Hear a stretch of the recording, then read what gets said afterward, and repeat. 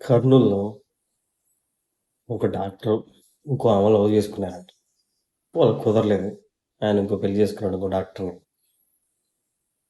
ఈ X lover తట్టుకోలేక బాధేసి ఆమె దగ్గరికి వెళ్ళి ప్లాన్ చేసి ఇంకో ముగ్గురు హెల్ప్ తీసుకొని ఆటోతో కుట్టి ఆపి హెచ్ఐవి ఉన్న వాళ్ళ బ్లడ్ తీసుకొని వచ్చి ఆమెకి ఎక్కిచ్చారట.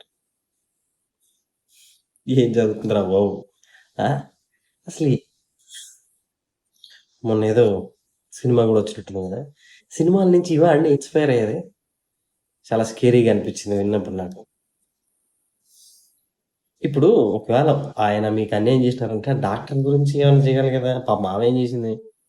సో ఇప్పుడు మీరు పెళ్లి చేసుకోవాలంటే ఏమేమి ఆలోచించాలో చూడండి, జాగ్రత్తగా ఉండండి.